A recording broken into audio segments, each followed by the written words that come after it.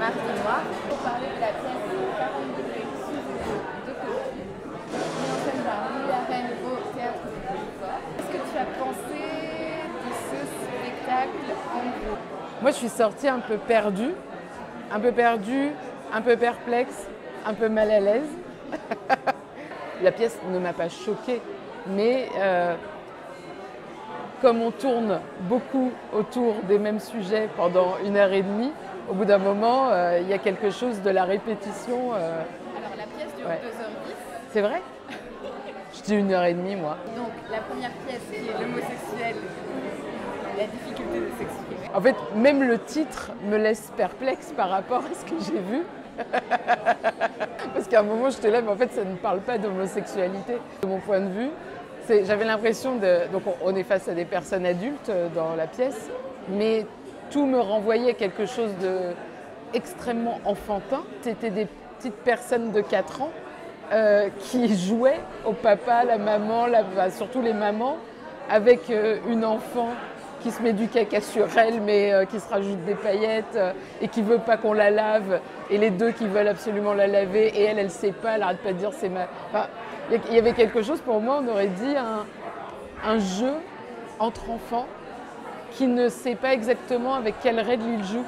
Il y a aussi l'acceptation du jeu, parce que la mère n'est pas vraiment la mère, mais... Oui, en plus. Et ils ont couché ensemble, elles ont couché ensemble. Parce qu'il y a aussi toute la question de l'inceste avec l'oncle, oui, avec la mère. Avec la mère, c'est vrai. Mais qui n'est pas vraiment la mère, qui est une mère adoptive, mais qui en plus ils ont l'air de se rencontrer quand Irina était déjà adulte et n'était pas encore une femme. Enfin, en tout cas, pas du point de vue social. On n'a qu'une notion d'âge aussi dedans. Aucune. Parce que, puisqu'on est sur une c'est vrai. Peut-être que la personne a 12 ans et a quand même changé de sexe. On n'en sait rien en fait. C'est vrai. Il n'y a pas de convention dedans. C'est vrai. On ne connaît pas les âges. Et en même temps, elle a quelque chose de... Il faut la protéger. Elle couche quand même avec des personnes, mais on ne sait pas son âge. Si, elle a au moins 10 ans. Déjà à 10 ans, elle couchait avec tout le monde. Donc il y a l'idée de... D'une sexualité. Oui. Oui. Je pense même que l'auteur ne souhaite pas réellement qu'il y ait du sens de plaquer sur ce qu'il a écrit, tellement c'est brut, tellement il y a une naïveté. Il y a une revendication politique derrière qui est la question du transgenre, qui est la question de l'homosexualité. C'est même plus transgenre, il y a quelque chose de hors-genre. C'est pas tant la question ni même du genre, ni même de l'organe qui a l'air de compter. C'est juste une question d'humanité, mais d'humanité enfantine. J'ai l'impression qu'on est sur une jouissance qui est polymorphe. Ça concerne presque tout être humain confronté à cette polymorphie de l'acte sexuel. Elle se recouvre de merde quand même à un moment. Donc là, je veux dire, on part quand même sur autre chose. Enfin, il n'y a pas que le fait de se recouvrir de merde, il y a aussi le fait d'avoir une souris dans le cul. Oui, il y a ça aussi. Chier un enfant veut avorter. On pourrait presque associer ça aux théories sexuelles infantiles qui font qu'il y a beaucoup d'enfants qui pensent que les enfants naissent par l'anus. On n'a pas encore conscience qu'il y a un utérus et que tout ça se produit à l'avant. Et donc on est dans cette idée où on associe finalement caca, bébé, tout ça, ça passe par le même endroit. Et cette idée en tout cas politico-sociale qui fait de l'hétérosexualité une norme, en pensant que la personne hétérosexuelle, finalement, a aussi, serait entièrement hétérosexuelle depuis l'origine, qui ne se serait pas construit non plus. Enfin, il y aurait cette idée que c'est naturel. Et ce que, pour moi, montre aussi cette pièce, c'est de montrer à quel point la sexualité, ce qu'on appelle la sexualité, c'est polymorphe et c'est dans tous les sens. Et qu'après, c'est des orientations. On est dépassé par quelque chose qui déborde. Et parce qu'on est dans le théâtre, là, on n'est pas dans la morale, on n'est pas dans j'espère que... Voilà. On sait pas. Le texte est fou parce qu'apparemment, ça sous-entend en plus qu'elles ont dû... donc c'est dit, en plus, c'est un peu ancien comme texte, donc on parle de changement de sexe. Aujourd'hui, on dirait changement de genre, mais là, comme c'est dans les années 60, ils parlent de changement de sexe. Et Et d'ailleurs, il y en a qui se font, t'as l'impression qu'il y en a qui se font retirer le pénis, d'autres qui se font greffer un pénis. Et tout le monde a l'air d'être arrivé dans cet endroit. Et en tout cas, on a l'impression que la condition, c'était de changer de sexe, en tout cas. En fait, ce que m'a expliqué lui, Ouais. c'est que c'était un déportement en fait, de personnes qui étaient transgenres. Que les transgenres n'étant pas acceptés dans la société, on les emmenait en Sibérie. Et que c'est pour ça qu'elles cherchent à s'enfuir et qu'elles ont leur dossier et qu'il y a...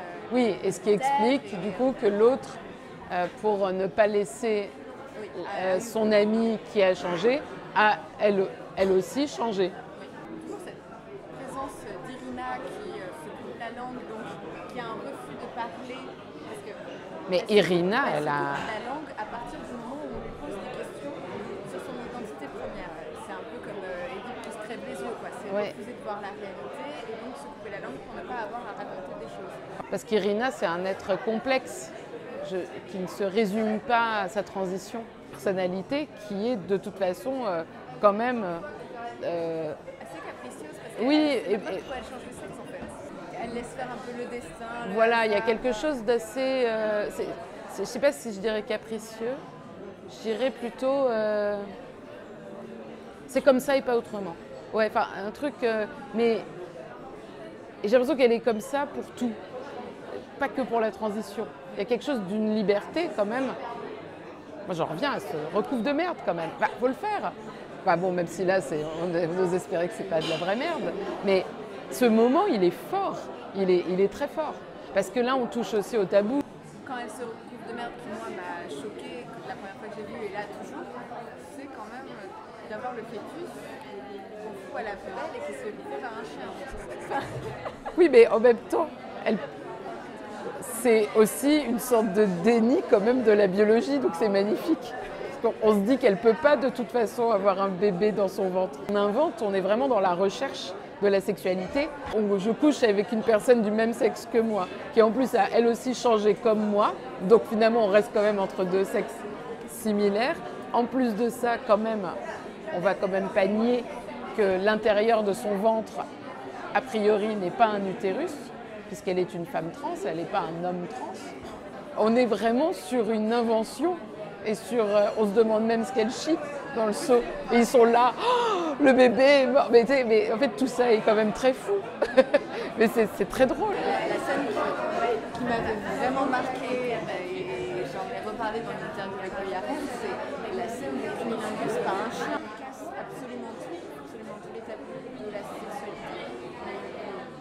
Mais tu vois, c'est en ça que je te disais au tout début de l'interview que pour moi, ça ne parlait pas tant du transgenre et de l'homosexuel. Ça parle plutôt pour moi, ce premier acte, d'une sexualité polymorphe, d'un peu perverse. D'ailleurs, j'ai vu que c'était écrit, enfin le mot perversion est quand même écrit dans la note d'intention. Perverse au sens où on dévie, mais dans tous les sens, de ce qu'on appellerait la sexualité bien pensante qui va vers la procréation. Freud disait qu'un baiser, c'était pervers de toute façon, s'embrasser. À partir du moment où, en s'embrassant, on ne fait pas de bébé. Donc à partir de là, on est déjà en train de pervertir quelque chose. Dans ce premier acte, c'est une perversion sans limite. Alors, tout est possible presque. La deuxième pièce s'appelle Les 4 jumelles. C'est l'histoire de 2 jumelles complètement héroïnomanes qui ont beaucoup d'argent, de l'argent volé. Et donc c'est plus une pièce centrée sur l'addiction à l'argent, l'addiction à la drogue, et l'addiction à l'autre. Oui, voilà. On revient à la et à l'autre. Parler à l'autre et pour détester l'autre et pour aimer l'autre. Et alors je dirais l'autre, mais avec un petit A, quoi. Enfin vraiment l'autre comme miroir. Parce que quand même, il y a quand même vraiment cette idée de la gémellité qui est très forte. Et en fait, on s'en fiche qu'elle soit réellement jumelle ou pas. C'est plus qu'elle prenne l'autre comme miroir, quoi. Enfin, il y a vraiment quelque chose d'accrochage. Et d'ailleurs, on le voit bien puisqu'il n'y a même pas la capacité de se séparer, dans le sens où à chaque fois qu'il y en a une qui meurt, il y en a une qui se réveille. Donc c'est pour rappeler l'autre. Et donc, on est dans une espèce d'impossibilité à partir, d'impossibilité à couper le lien pour mieux se retrouver, mais en tout cas, là, elles ne peuvent pas.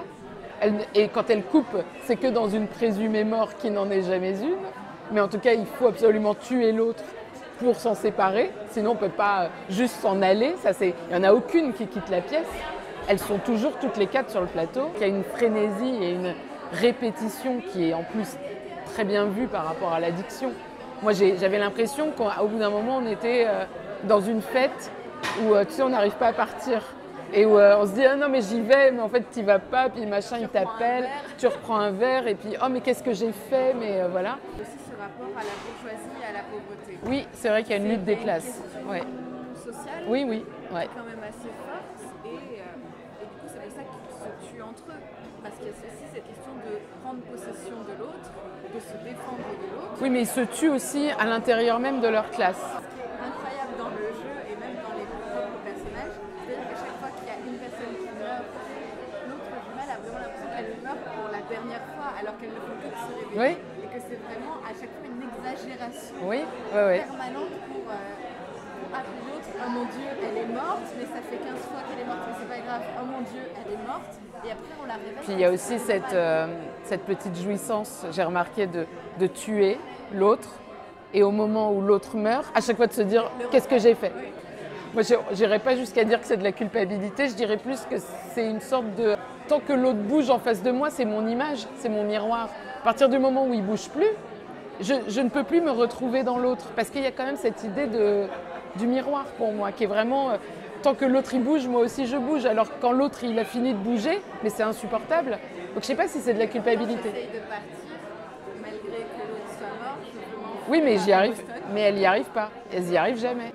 C'est ça qui est fort aussi, c'est qu'il met une dimension sociale, mais il nous montre que ça ne fait pas tout non plus, qu'il y a autre chose qui se joue dans cette pièce que juste avoir de l'argent ou ne pas en avoir. C'est plus la haine de l'autre qui maintient aussi. Ensemble.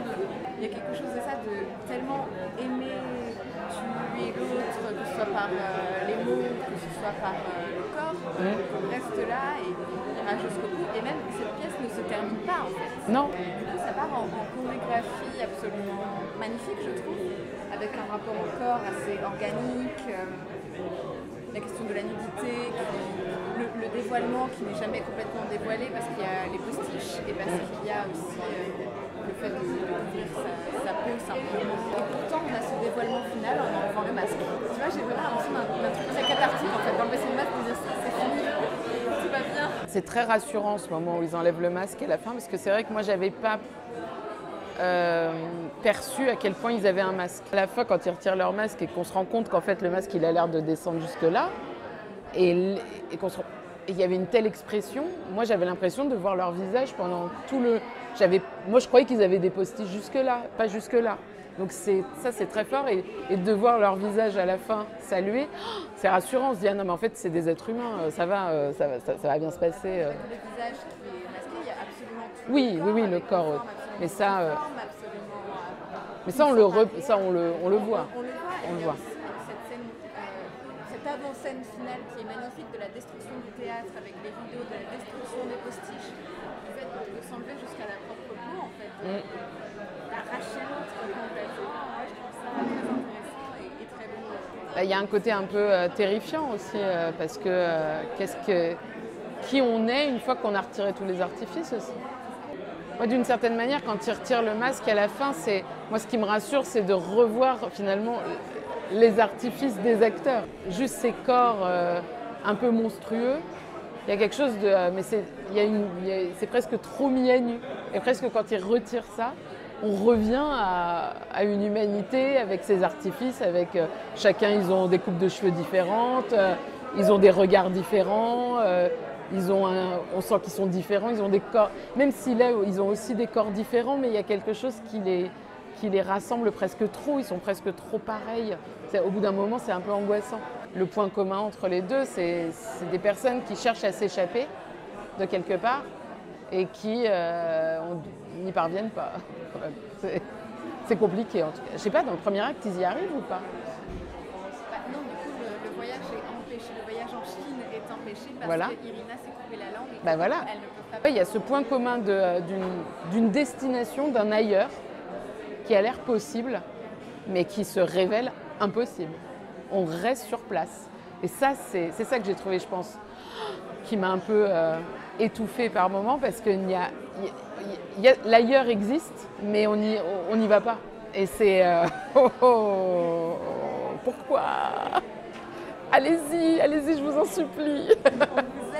On vous aide. Je vais vous y aider, mais allez-y.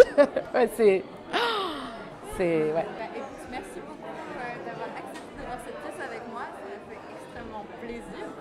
Merci à toi. Et je suis contente qu'on ait pu discuter de ces thématiques et de sortir un peu de l'esthétique et de la scénographie pour moi et de parler plus sur un fond conceptuel. Merci au Montfort pour l'invitation. Je vous encourage à aller voir cette pièce qui se joue jusqu'au 30 novembre et à bientôt pour une nouvelle vidéo sur le théâtre. Merci. Salut.